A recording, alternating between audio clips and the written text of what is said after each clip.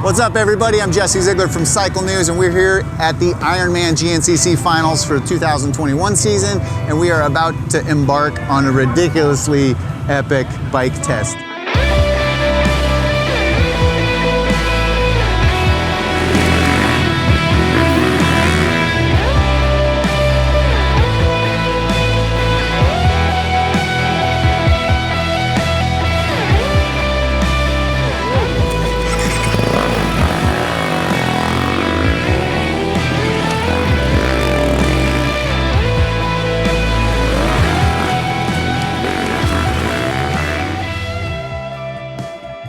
We are riding the brand new 2022 KTM 350 XCF Factory Edition bike, and we're racing Ben Kelley's FMF Factory Racing KTM 350 XCF race bike. So we're going from the bike you can buy to be like Ben Kelley to the bike that is Ben Kelley, and I am blown away at the opportunity. These are the bikes you dream about as a kid when you're watching off-road racing.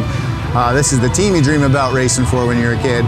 And I get to go pretend to be that guy tomorrow on two bikes. I'm gonna be completely blown away. My hands are gonna fall off. I'm gonna be so tired.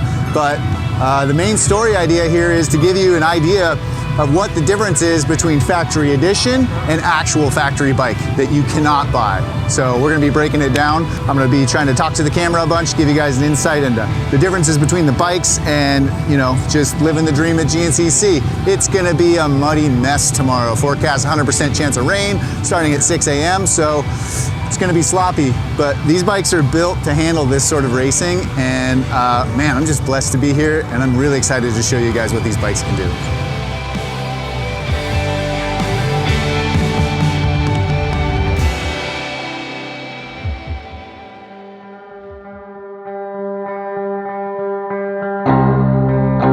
Let's start with the 2022 350 XCF KTM Factory Edition.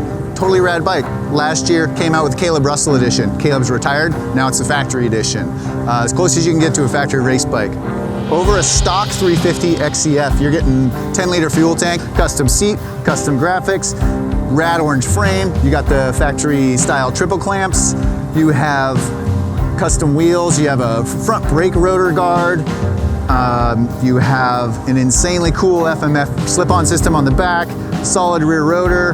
The bike's just really ready to go out there and just pound some laps. We're confident it's everything I need. When you move over to Ben Kelley's factory FMF KTM race bike, you're gonna start seeing things and experiencing things that are just next level, stuff you can't buy. There's stuff you can buy, of course.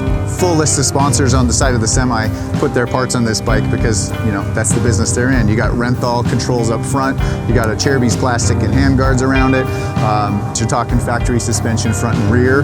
You know, the IMS tank on this thing is different than the tank that comes on the other bike. It's gonna have a little more capacity. You know how long those guys are racing, it's insane. They have completely custom brake systems on this bike. The front one actually has an oversized piston in the caliper because Ben wants more stopping power, but they don't want to get an oversized rotor because of all the obstacles and all of the danger he's coming into on the race course.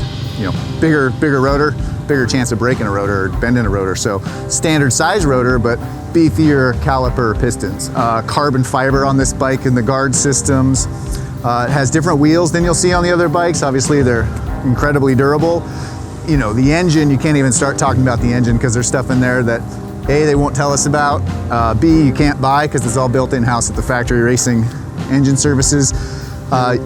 Custom FMF exhaust system is more durable. It actually has internal stainless steel behind the carbon fiber in case there's an accident. The bike will maintain functionality and keep running.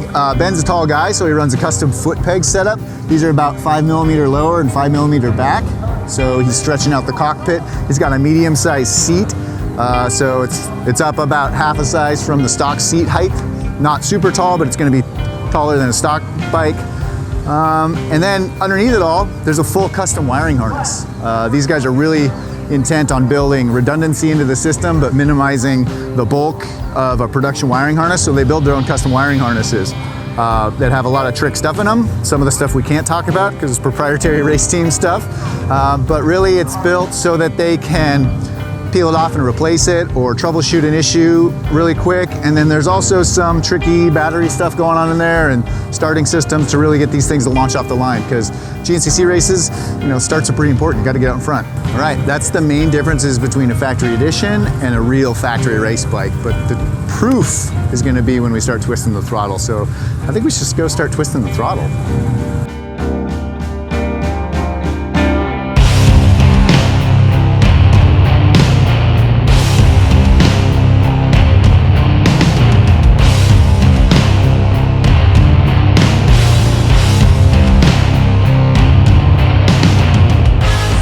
Decision to race Ben's bike this morning because, hey, how often do you get a chance to ride a factory race bike in an actual race? Did a lot of great riding yesterday on both the factory edition and Ben's actual factory bike. And man, I'll tell you more about that after the race, but look around here, man. There's gonna be like 1,000 people on this start line going in waves every minute. Right next to me is my boy Quinn Cody. He's on a factory Husqvarna. We have an intense, friendly racing rivalry, and I'm gonna try to take him out in the first turn or something. But man, I'm excited to race Ben's bike. I can't believe I get to do it, even if it's gonna be a muddy mess out there. I am so down to party today. I'm excited.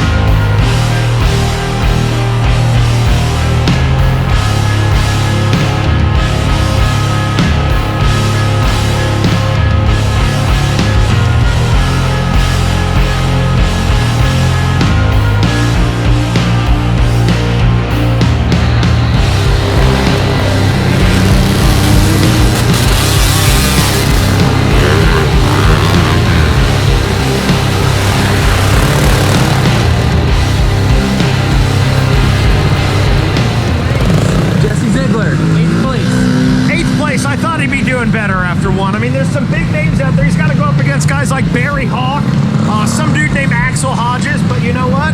He's out there ringing out the Ben Kelley 530 KTM right now. We'll see if he can work his way up into a top 3. We're pulling for you, dude. Come on, twist that throttle. Let's go.